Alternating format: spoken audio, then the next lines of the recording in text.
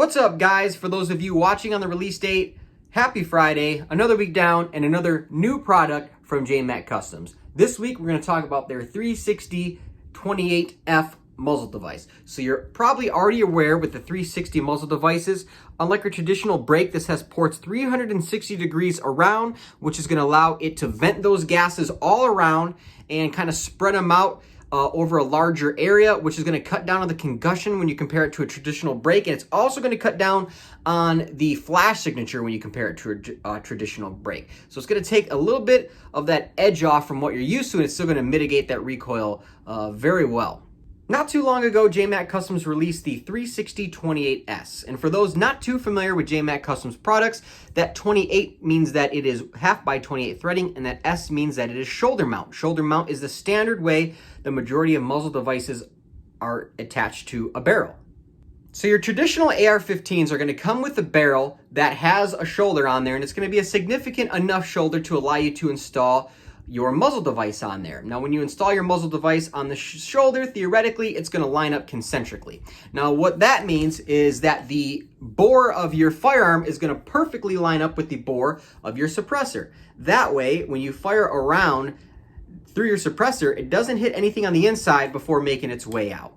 Now, your Kalashnikov style firearms will not typically have a shoulder on them, just due to the design of the front sight or gas block.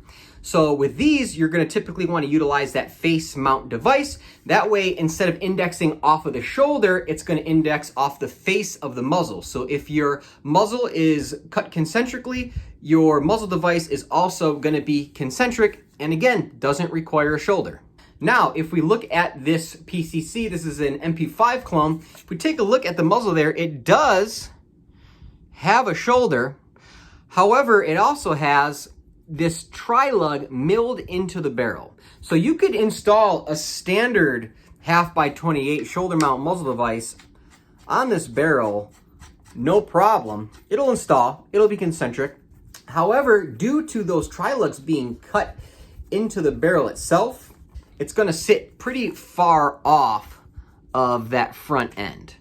And I'm going to go ahead and cut in a picture of this MP5 with the JMAC Customs 360 28S on there, just to give you an idea of how that would look installed on this firearm, and then you can kind of compare it to the new 28F.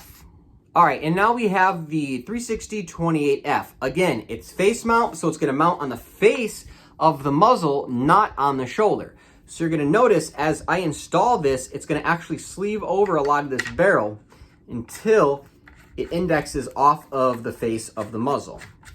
All right, and boom. So you can go ahead and compare that to the 28S. Again, I'll throw up another picture there, and you can kind of see how that's sitting. And it's going to bring that device further back, and it's going to actually partially cover the tri-lugs there. Number one, this is going to be more aesthetically pleasing. Number two, it's going to cut down on the overall length of that firearm without a suppressor attached to it. Even with a suppressor attached, it's going to bring that suppressor a little bit further back. Now, if we compare the 28F to the 28S, you're going to see that the 28F does not have wrench flats on the rear of the device, and that's what allows it to sleeve over the barrel and partially cover up those tri-lugs. Now, the 28S or the 28F does not rely on those wrench flats in the rear because the actual device itself is designed to be installed and removed with a 3/4 inch socket. So a pretty cool little piece of info there. Now, one of the questions you might be asking is, if you already have a tri-lug machined into your barrel, why would you add a KeyMount device over top of it? And the simple answer is because KeyMount is probably one of the most popular and most used mounting systems for suppressors and similar types of devices.